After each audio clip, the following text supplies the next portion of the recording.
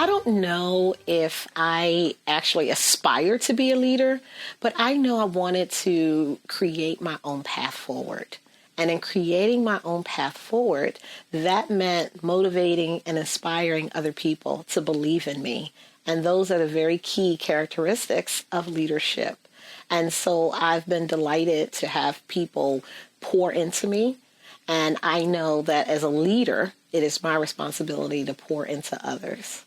That is a very interesting question because I have always wanted to be a CPA. And when I went to University of Maryland, Baltimore County, they did not have an accounting program.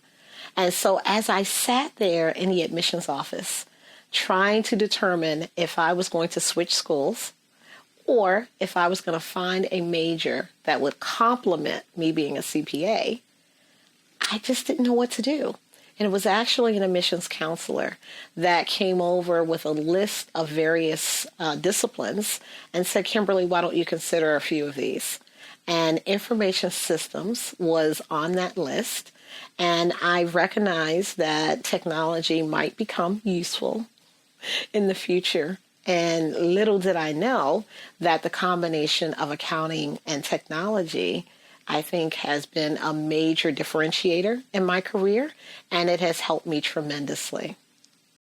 A good leader, in addition to having the technical skills, in addition to being able to build credibility and generate revenue, I think a good leader is charismatic and inspirational. A good leader will realize that it's not about them. On an everyday basis, it's about the team. It's about their network. It's about the clients and customers that they serve. And a good leader is always working to improve their people skills and their ability to connect with the very things that will motivate others to achieve the best version of themselves. More companies and organizations can inspire and advance women to move forward to the executive table by offering very competitive assignments, by offering the opportunity to really challenge themselves with public speaking and some of the very skills that may make them uncomfortable, like selling and generating revenue. And at the same time, working on different initiatives that will help move the organization forward. Those things will give them visibility and help them promote influence inside the organization. I think as a minority female, I am sometimes subject to others underestimating me. And I've had this conversation with one of my colleagues, and I said to him, you have credibility before you say a word. You look like whatever people envision that leaders are supposed to look like. And in many cases, not always, there are opportunities where I have to rise to the occasion and really showcase my talent, my abilities, my credibility by talking about my experiences or very well talking about a particular topic. And so that happens. It doesn't make me angry. I'm not walking around ready to call a press conference or pull a broom out of my purse. I just accept that for some people, they are learning person by person, and that it is my opportunity to show them that their biases might not be well taken, and that they should really consider a new way of thinking. The other thing is basically around the desire to want to do a lot of different things. I think what box? I am a strategist. I'm in technology, and I'm also in finance accounting. I meet individuals who want to force the which box are you in? Are you a CPA or are you down the CIO track? And my answer is both. In today's environment, I'm not really sure how you perform strategy services for an organization if you're not able to assess where they sit from a business perspective and also where they are from a technology competitive advantage perspective. I think those things make me a great candidate, make me a great leader, and also make me, hopefully, a great leader in our profession. A great leadership lesson I have learned is really around people. And I've learned it over and over again, but I learned it early in my career. We talk a lot about processes and we talk a lot about technology. I live in a technology world. Yet I recognize that none of it really matters if you can't get the team on board and if the customers don't believe you have credibility in that space. And so for me, leading change through digital transformation is an area that leaders should spend some particular time on to ensure that everyone is aboard the train and that everyone feels comfortable being in a new digital environment. And so leadership means leading people.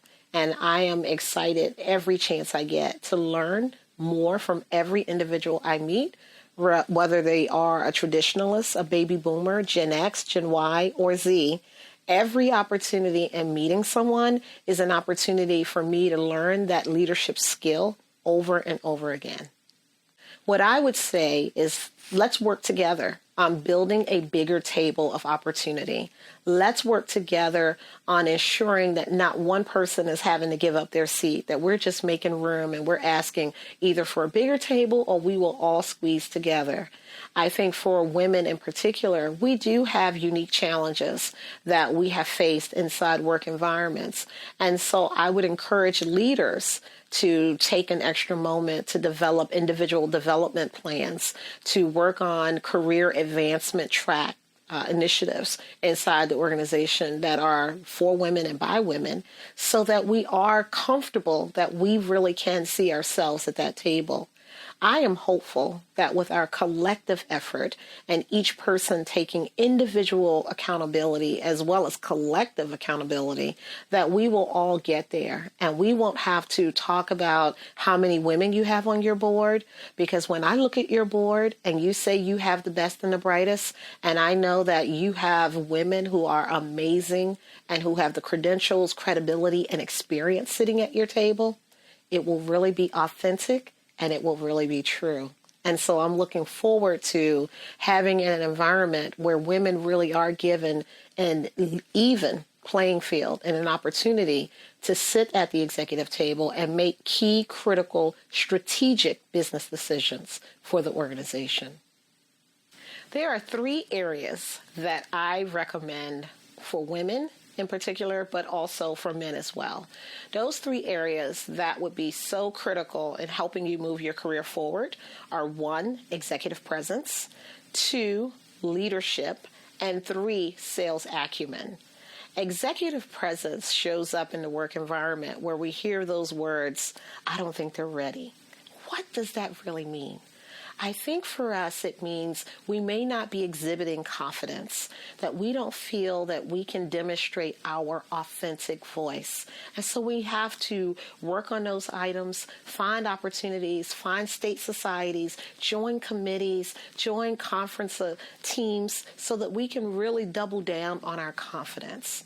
From a leadership perspective, it is so important to raise your hand. Say yes to new opportunities. You absolutely can learn it. There's no telling what you are able to do when you can inspire the team and demonstrate your credibility.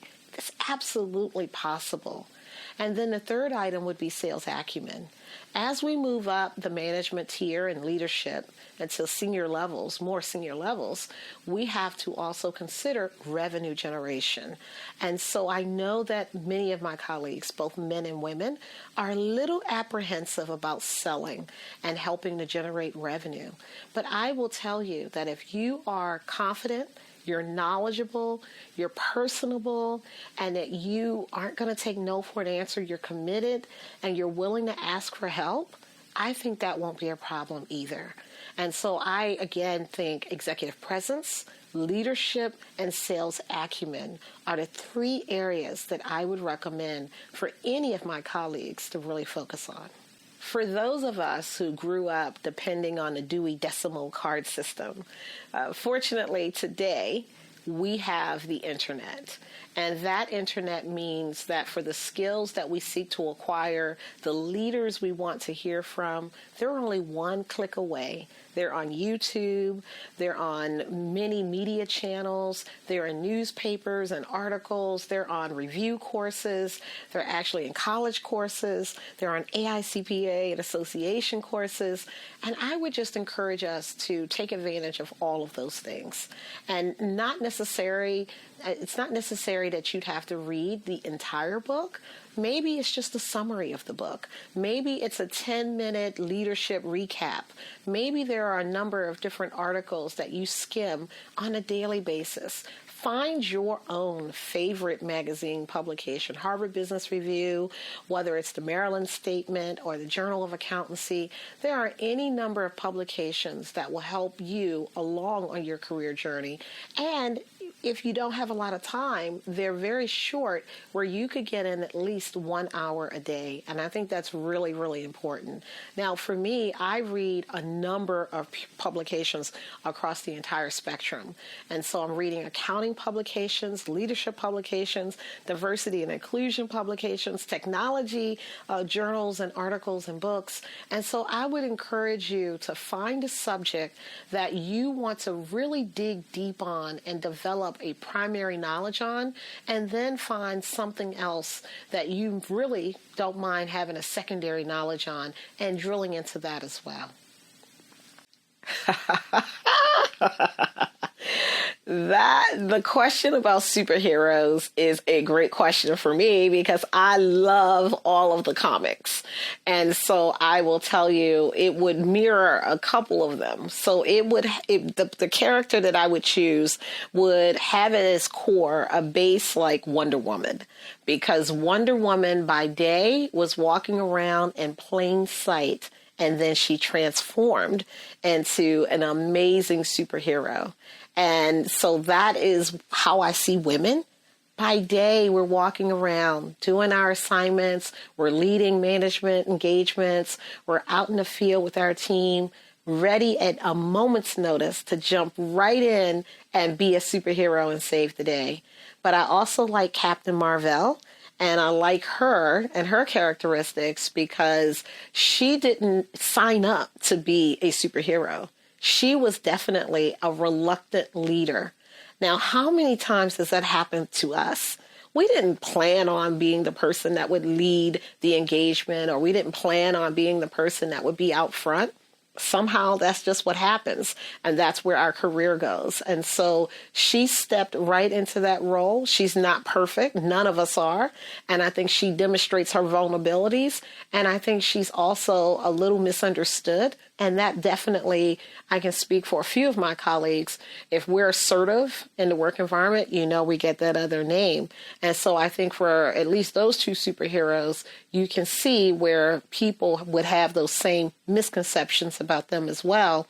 And then the final one, Storm. Storm is amazing. And so she changes the weather. And I think that's so true about us and our mental health and how we perceive things, because when we're happy and we're content with where our careers and personal lives are going, the sun is out. But we also know it's important to keep that level of confidence and mental health always in tip-top shape, because if not, it'll rain, it'll storm, there will be a hurricane. And so I think that in life, women go through all of those phases. A little bit of storm, changing the weather based on our moods and based on what we're experiencing. We're also Captain Marvel, a reluctant leader who steps right in and saves the day and does what she has to do. And then I think it all culminates with being Wonder Women in our everyday lives, both professional and personal as well. And that means in everyday plain sight, we're walking around, but many people may not recognize that we are Wonder Women. And so that's why I'm excited to answer that question. And so it'll be interesting to see if I can come up with a name for my superhero that would cross so many different facets and so many different characteristics of leadership.